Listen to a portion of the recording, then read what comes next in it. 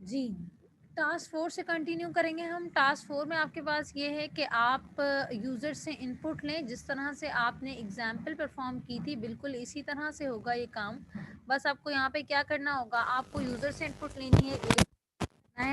As है वो greater than 0 होनी चाहिए और लेस देन या इक्वल टू 110 होनी चाहिए। अगर ऐसा होगा तो आपके पास आएगा डिस्प्ले, डिस्प्ले आपके पास क्या आएगा, वैलिड एज। अदरवाइज आपके पास आएगा इनवैलिड एज। बिल्कुल इसी तरह से होगी एग्जाम्पल जिस तरह से यहाँ परफॉर्म हुई भी है। अच्छा, यहाँ पे लिखा है ask user for age input check whether the age is greater than 0। Equal to नहीं लिखा तो आप यहाँ पे इक्वल नहीं लगाएंगे, आप सिर्फ यहाँ पे ग्रेटर देन का साइन लगाएंगे।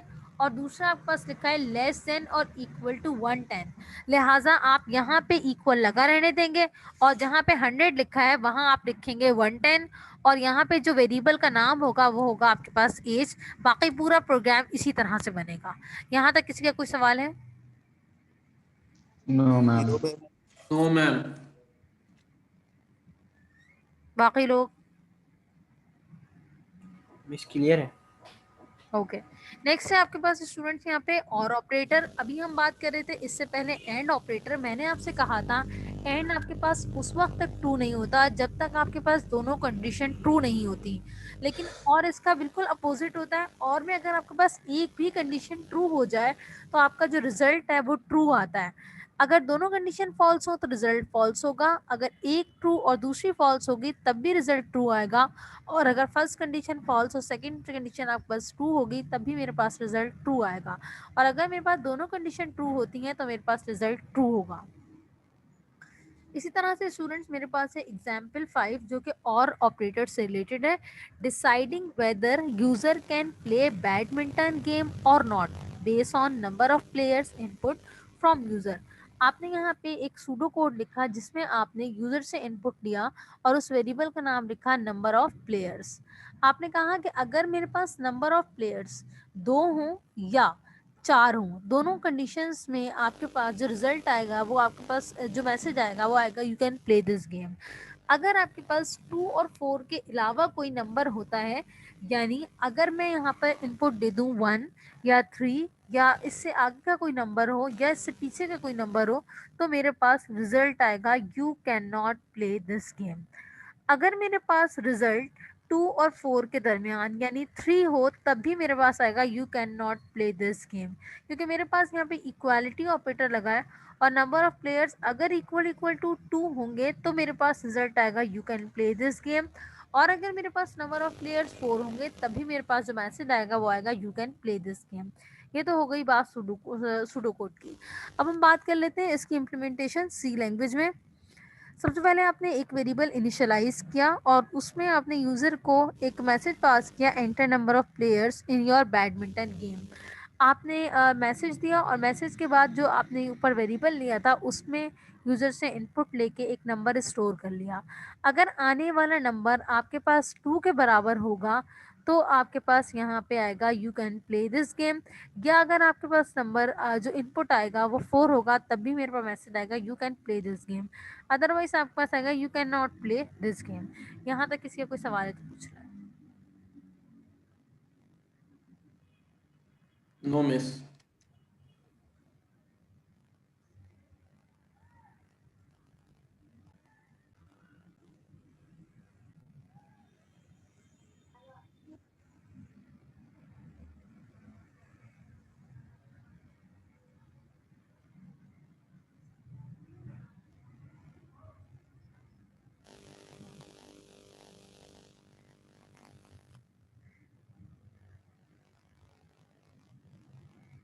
ओके, प्रोसीड करूँ?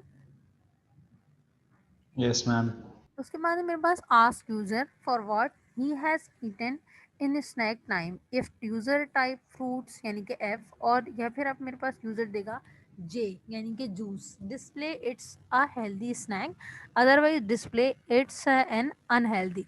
करना क्या होगा आपके पास, आप बिल्कुल इसी तरह से काम करेंगे। बस आपके पास यहाँ पे डेटा टाइप होगी इंट की जगह 4 और आपने एक वेरिएबल लेना होगा। फॉर एग्जांपल मैंने वेरिएबल का नाम रख दिया स्नैक, कैरेक्टर होगा। अब आप क्या करेंगे, जहाँ आपके पास नंबर इनपुट आएगा, यहाँ %d है और इस प्रोग्राम को आपको करने के लिए %c का इस्तेमाल करना होगा। फिर आप लिखेंगे इफ, फॉर एग्जाम्पल वेरिएबल का नाम था snack, if snack equal to single quote में लिखेंगे f और का ऑपरेटर लगाएंगे। उसके बाद अच्छा, और का ऑपरेटर यहाँ पे कीबोर्ड से कैसे लिखते हैं, आप शिफ्ट के साथ एंटर के ऊपर एक सिंगल लाइन आ रही है, आप शिफ्ट के साथ उसको प्रेस करेंगे तो आपके पास और ऑपरेटर आप प्रिंट हो जाएगा, या कहना चाहिए टाइप हो जाएगा। अगर आपके पास फॉर एग्जांपल आपने यहाँ पे लिखा एफ इनपुट दिया यूजर को, तो आपके पास आएगा कि आपका ये मैसेज आ जाएगा हेल्दी स्नैक, या अगर आपने जे इनपुट दिया तभी में आपके पास आ जाएगा हेल्दी स्नैक, अदरवाइज आपके पास आएगा अनहेल्दी स्नैक। ठीक है, मैं कोड भी लिख के दिखा देती हूँ आपको यहाँ पे एक छोटा सा।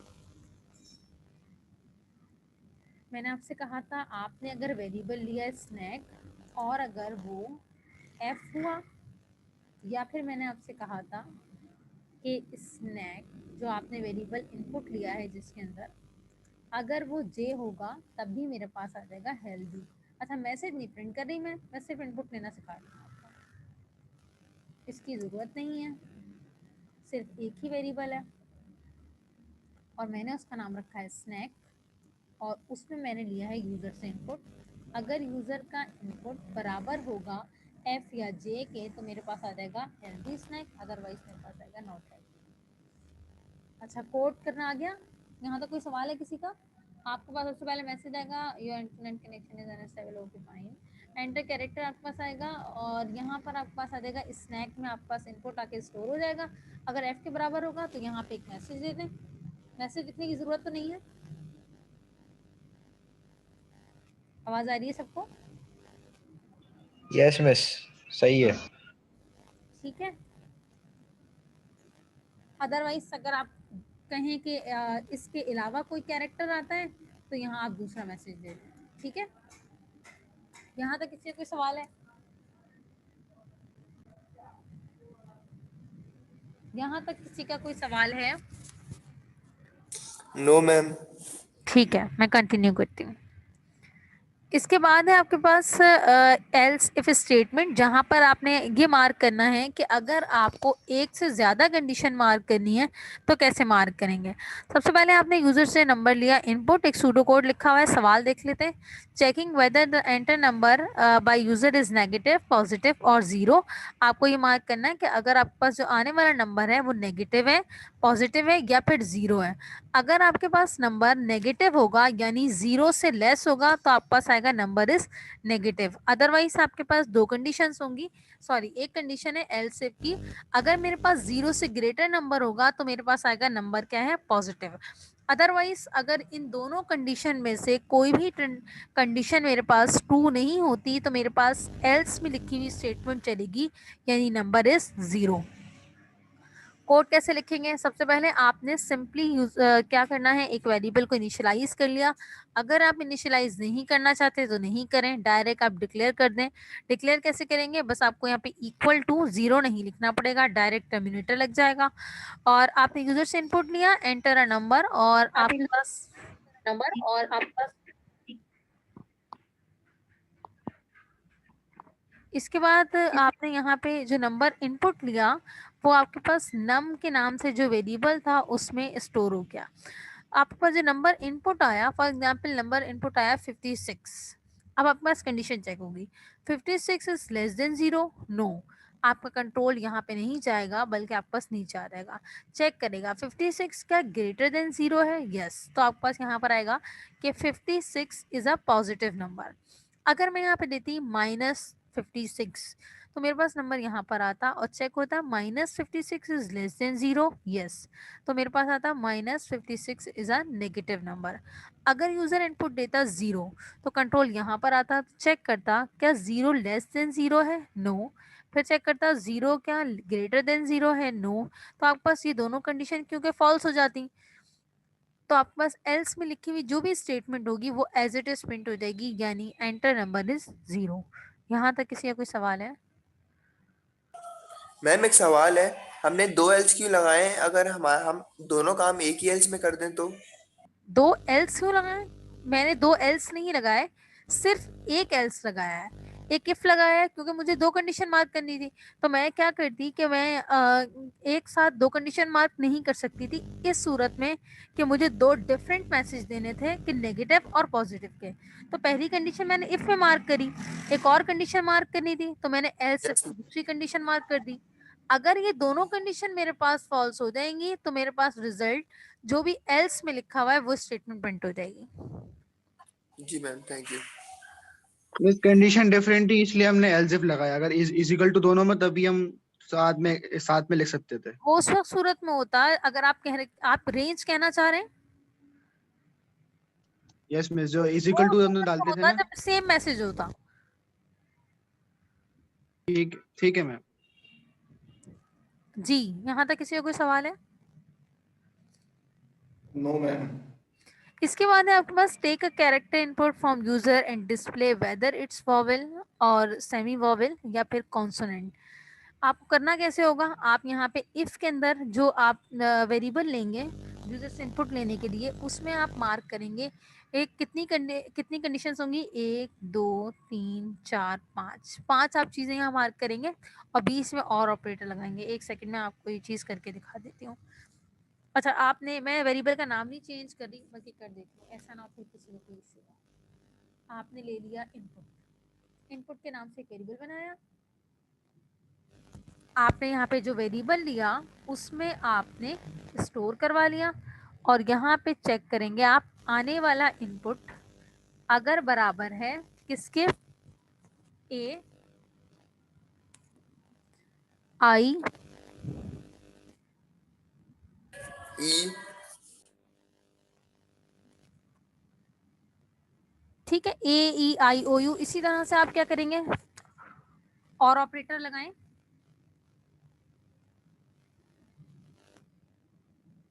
और आप मल्टीपल कंडीशन यहाँ मार्क कर देते हैं। ठीक है, ए ई आई ओ यू, तो मैं यहाँ पे एक और वेरिएबल लिख लेती हूँ, बाकी सब आप खुद लिख लीजिएगा।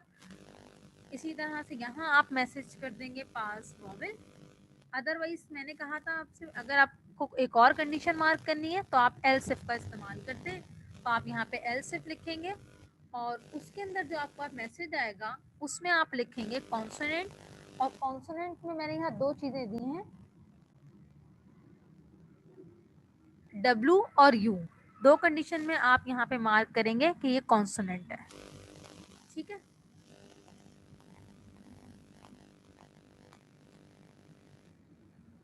यहाँ आपके पास जो नीचे मैसेज आएगा वो होगा कॉन्सोनेंट का।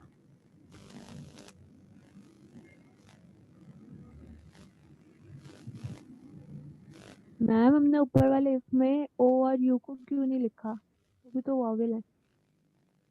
नहीं, मैंने आपसे कहा मैं सारी कंडीशंस मार्क नहीं कर रही, ओके ओके ओके।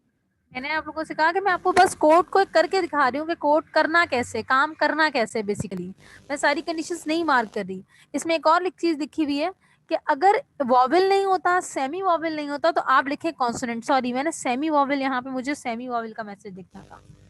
ठीक है, ये जो मैसेज है ये मेरे पास एल्स में होगा। ठीक है, ये मैसेज मेरे पास यहाँ पर होगा कॉन्सोनेंट वाला। अगर इनके अलावा कोई चीज होगी तो वो मेरे पास क्या होगी, कॉन्सोनेंट। ठीक है, ये दो चीजें मेरे पास सेमी वॉवेल है। किसी को कोई कंफ्यूजन नहीं आता? अच्छा, इसके अंदर मैंने सिर्फ ए ई और आई लिखा है, आप ओ और यू भी मार्क करेंगे क्योंकि वो भी आपके पास वॉवेल्स हैं। ठीक है, यहाँ तक किसी को कोई सवाल है?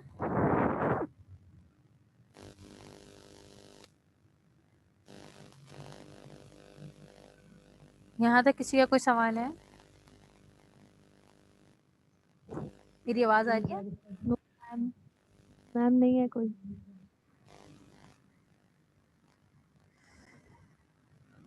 ठीक है, इसी तरह से आपने तमाम कंडीशंस मार्क करनी है। इसके अलावा भी अगर आप कोई और कंडीशन मार्क करना चाहते हैं तो आप एल्सिफ का इस्तेमाल करते हुए कंडीशन मार्क कर सकते हैं और उस पर कोई भी स्टेटमेंट या मैसेज प्रिंट करवा सकते हैं।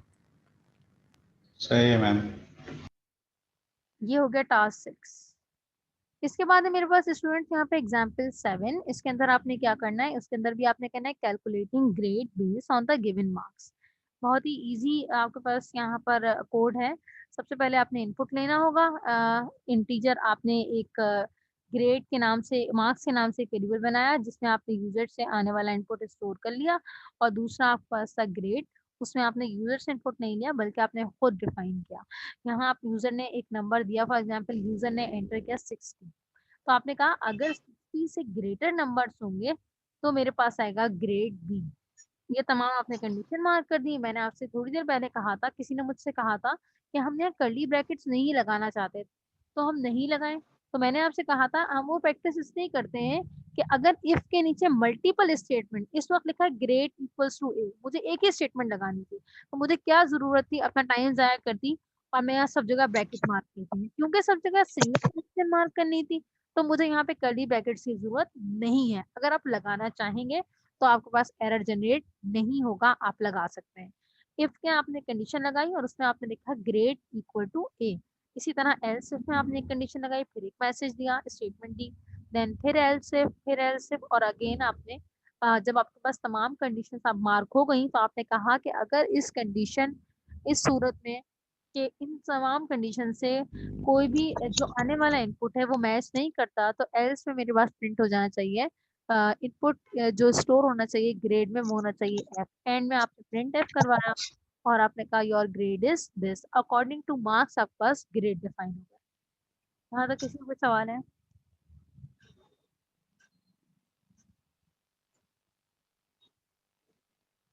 इसमें कोई ऐसी बात जो आपको समझ में ना आए? No ma'am. No miss.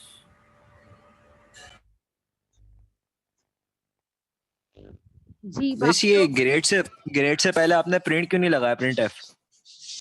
क्योंकि मैंने जो प्रिंट है वो एंड में करवाया है। अगर मैं एक किसी एक जगह लगाती तो मुझे सब जगह मार्क करना पड़ता, और मैं, मुझे तो ये बात मालूम है कि किसी एक कंडीशन के ट्रू होने पर स्टेटमेंट चलती है। यानी अगर एल्स इफ ट्रू होगा तो उसमें लिखी हुई स्टेटमेंट प्रिंट होगी, अगर इफ ट्रू होगा तो उसमें लिखी हुई स्टेटमेंट प्रिंट होगी। तो मुझे क्या जरूरत है कि मैं एक सिंगल मैसेज 50 कंडीशन के अंदर मार्क करूं?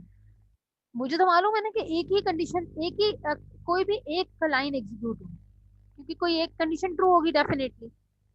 तो मैंने आखिर में प्रिंट करवा दिया कि अगर जो भी कंडीशन यहाँ पर प्रिंट, जो भी कंडीशन आपके पास ट्रू होगी उसमें लिखा हुआ ग्रेड, ग्रेड वाले वेरिएबल में आके स्टोर हो जाएगा। यानी अगर कंडीशन ट्रू होती है, मैं इनपुट देती हूँ 54, तो 54 के अंदर ग्रेड क्या है, सी। सी आपके पास स्टोर हो गया अगर किसमें, ग्रेड के वेरिएबल में, और एंड मैंने प्रिंट करवा के उसको प्रिंट करवा दिया। ठीक है मिस, समझ गया।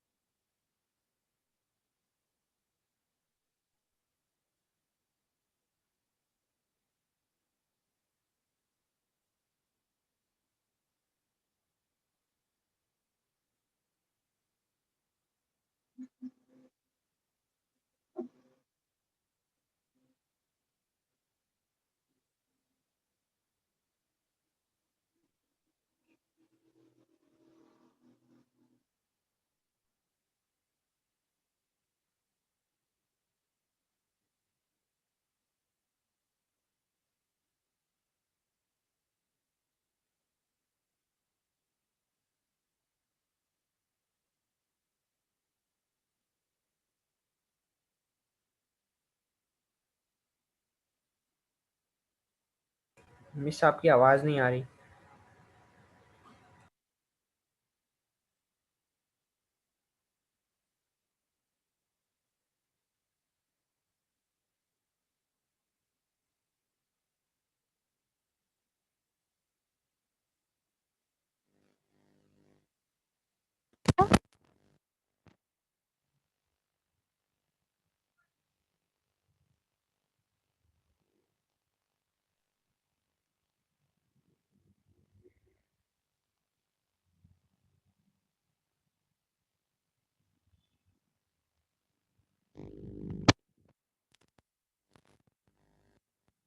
जी मेरी आवाज आ रही है? अब आ रही है मैम। यस मिस आ रही है। ओके।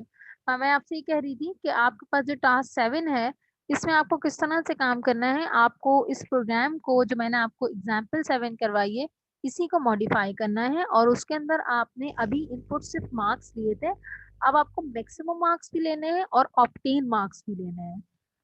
आपके पास जो ऑब्टेन मार्क्स होंगे उसे डिवाइड करेंगे आपने मैक्सिमम मार्क्स से और मल्टीप्लाई करेंगे 100 से। फिर आपके पास कैलकुलेट हो जाएगी एक परसेंटेज। जो परसेंटेज आपके पास कैलकुलेट होगी उससे आपको उसके अकॉर्डिंग आपको कंडीशन मार्क करनी है। अच्छा, जो परसेंटेज आप कैलकुलेट करेंगे उसे प्रिंट भी करा लीजिएगा, तो आपको ये बात समझ में आ जाएगी कि परसेंटेज के अंदर क्या रिजल्ट आ रहा है।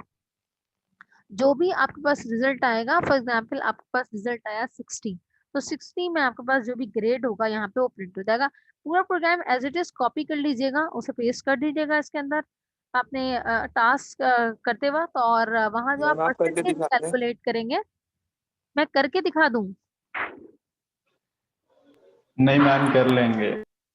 यार आप नो कर मिस, लेना भाई, हमें नहीं मिस आ कर रहा। दें आप। मैं थैंक पूरा यू। प्रोग्राम नहीं कर रही, मैं आपको जो उसका फॉर्मूला है वो करके दिखा रही हूँ, ठीक है? यस दूसरा miss, yes program formula as बता इट दें इज। कौन सा लगेगा। जी थैंक यू मैम।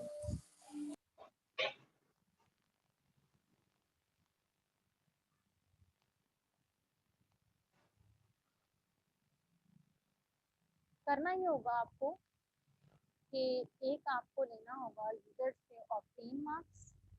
अच्छा, एक फ्लोटिंग पॉइंट रखेंगे वरना स्टोर नहीं होगा नंबर।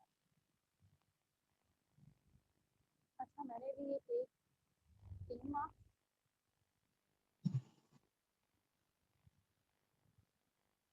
और दूसरे मैंने इनपुट दिया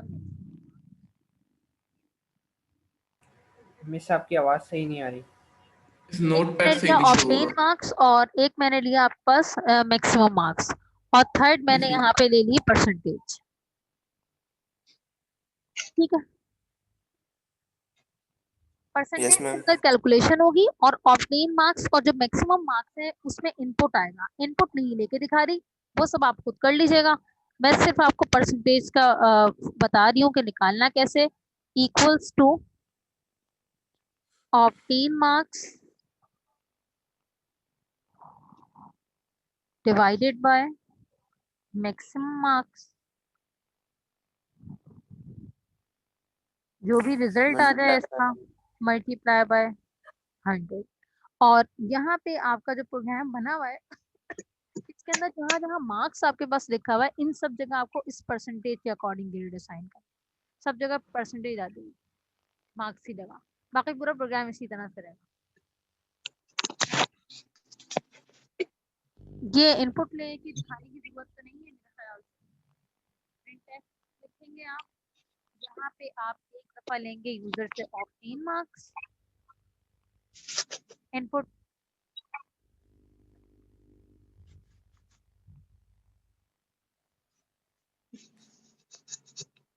एक दफा आपके पास जो वेरिएबल आएगा वो आपके पास इनपुट आएगा। अच्छा, ये बात बताने की जरूरत नहीं है कि परसेंट एफ में आप लेते हैं फ्लोटिंग पॉइंट नंबर, और अगर मैं इंटीजर लिखती तो आप लेते हैं यहाँ पे परसेंट डी। अच्छा, मैंने इंटीजर नहीं लिखा, इसकी एक वजह है। ये आप जब प्रोग्राम करेंगे तो उसको कर मिस आवाज नहीं आ रही।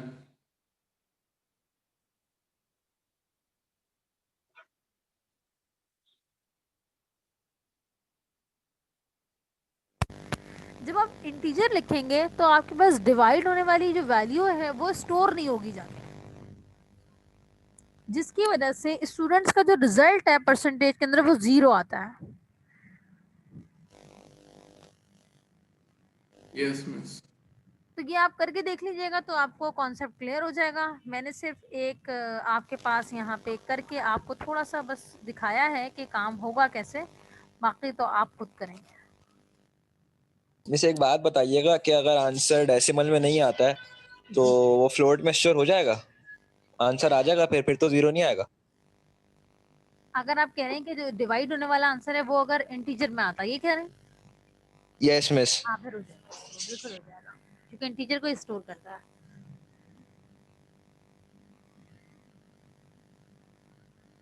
असल में होता ये है, देखें अगर आपने फॉर एग्जांपल ऑब्टेन मार्क्स दिए 70, ठीक है, और डिवाइड आपने किया 100 से, मुझे बताएं इसका रिजल्ट क्या होगा? डेसिमल में ही आएगा कुछ। क्या रिजल्ट आएगा? 70% ही होगा मैम। क्या आएगा? 70 डिवाइडेड बाय 100, रिजल्ट क्या आएगा? 0.7। 0.7। तो मुझे ये बात बताएं कि अगर मैं कहूँ कि 0.7 आ रहा है, तो हम जब बात करते हैं ना इंटीजर की, तो अगर कोई यूजर फॉर एग्जांपल इनपुट देता है, मैंने एक वेरिएबल ले लिया यूं, और यूजर इसके अंदर इनपुट देता है 0.7, तो कभी भी इसमें 7 स्टोर नहीं होता, हमेशा 0 स्टोर होगा। डेसिमल के बाद कोई वैल्यू काउंट ही नहीं होती। आप देखें जब रिजल्ट आपके पास यहाँ पे 0 आ गया, फॉर एग्जांपल यहाँ पे आपके पास 0 आ गया, तो 0 मल्टीप्लाई बाय समथिंग इज 0, तो डेफिनेटली परसेंटेज तो कभी भी कैलकुलेट नहीं होकर आ सकती, हमेशा आंसर 0 ही आएगा, क्योंकि वो स्टोर ही नहीं करेगा उस नंबर को, वो सिर्फ 0 स्टोर करेगा। इस तो इंटीजर की वैल्यू फ्लोट स्टोर कर लेगा। इंटीजर की वैल्यू फ्लोट स्टोर करेगा, मैं समझी नहीं क्या कहना चाह रहे हैं आप। जैसे परसेंटेज जैसे अपना 80 आ रही है, तो वो डेसिमल में नहीं आ रही है, तो उस मतलब सूरत फ्लोट में का वो आएगा नहीं ना, है। 80 उस सूरत में आएगा जब मल्टीप्लाई हो जाएगा 100 से। अगर मैं 0.7 को मल्टीप्लाई कर दूं 100 से, रिजल्ट क्या आएगा? 80। बेटा 0.7 को मल्टीप्लाई करूंगी 100 से, 80 कैसे आ सकता है? 70 आएगा। अब स्टोर हो जाएगा मेरे पास इंटीजर। 70 आएगा फिर। Yes ma'am 70। अब मेरे पास रिजल्ट स्टोर हो जाएगा। इस तो इंटीजर तो आपने ऊपर डिक्लेयर ही नहीं किया ना। नहीं, मैंने नहीं किया, आप कर लीजिएगा ये काम। मैंने आपसे ये नहीं कहा कि मेरे पास इंटीजर, आप यहाँ पे इंटीजर लिखे, मैंने कहा इन दोनों को आप जो है फ्लोटिंग पॉइंट नंबर रखिएगा, वरना वो स्टोर नहीं होगी। यस मैं इसमें यही पूछ रहा था, अब क्लियर हो गया।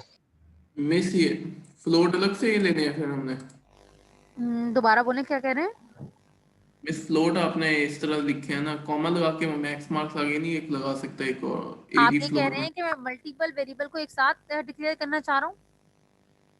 Yes miss. बिल्कुल कर सकते हैं, मैंने नहीं किया, आप कर सकते हैं।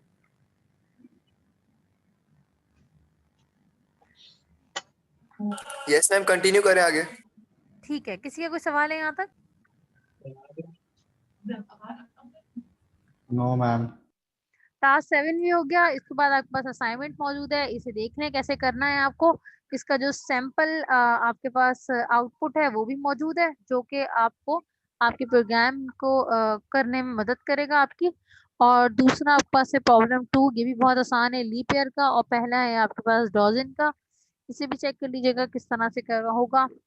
देन आपके पास है प्रॉब्लम 3, इसमें आपको रेंज असाइन करनी है, जैसे कि ऊपर रेंज असाइन करना सिखाई है आपको, बिल्कुल इसी तरह से करना है आपको काम। तमाम एग्जाम्पल्स मौजूद हैं, अगर आप एग्जाम्पल को सही से कर लेते हैं तो असाइनमेंट ऑटोमेटिक हो जाएगा। जी, यहाँ तक किसी का कोई सवाल है? No ma'am. किसी का कोई सवाल हो तो अपनी बात लिख मैम ये लीजिएगा। मैम एक सवाल है, क्या असाइनमेंट सबमिट कब तक कराने? असाइनमेंट की डेडलाइन आपके पास नेक्स्ट वीक, वैसे तो प्रीवियस वीक की थी, तो मैं ये अज्यूम कर रही थी कि आप लोगों की जो लैब यस है वो मैम। कंडक्ट हो गई। बहरहाल आज से आपके पास टाइम होगा 1 वीक का, उसमें आप अपना आगे लैब 4 का असाइनमेंट सबमिट। मिस मैंने करने की कोशिश मैम की, लैब 5 का मुझे मसला आया, मुझे समझ नहीं आया लैब प्रॉब्लम। 5 का आप इसके 2 दिन बाद कर दीजिएगा। 2 3 तो हो गए थे मेरे से। मैम उसका भी थोड़ा टाइम ज्यादा एक्सपेंड कर दें मैम, क्योंकि अभी ये करेंगे तो फिर उसके बाद उसके अलावा भी क्लासेस अलग है हमारी मैम। हाँ, इसके मैंने काफी आपको कहा बर्डन। कि जब ये असाइनमेंट कर लेंगे तो इसके असाइनमेंट करने के 2 से 3 दिन बाद आप वो असाइनमेंट सबमिट कर दीजिएगा। Okay ma'am thank you. Ma'am इसकी अगर ट्यूसडे की डेट हुई तो उसकी संडे की रख लेना। ठीक है। इस तो फिर आप LMS पे वो बढ़ा दिएगा टाइम, क्योंकि उस पे 4 दिन का आ रहा था लैब 5 का। और मैम ये जो असाइनमेंट है लीप ईयर वाला है, थोड़ा सा समझा दे।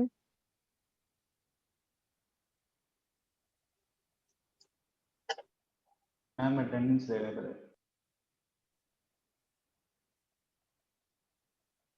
हाँ जा रहा हूँ, बस खत्म हो गई है, खत्म हो गई। 3:30 पे। मिस मुझे डर ऑरेंजेस वाले में मसला आ रहा था। अगर ये खत्म कर देती है मिस तो मेरी क्लास खत्म है। मुझे नहीं पता, 1 घंटा शायद क्वेश्चन आंसर्स पूछे। ब्रो माइक बंद करो अपना।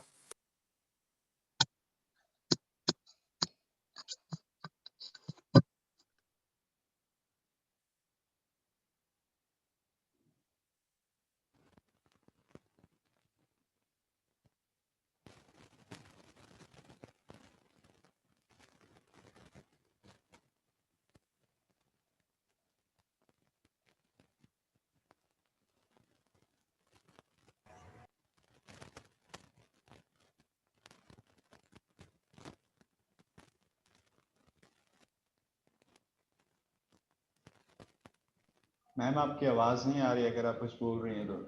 मिस मीटिंग एंड होने वाली, दोबारा ज्वाइन कर लें।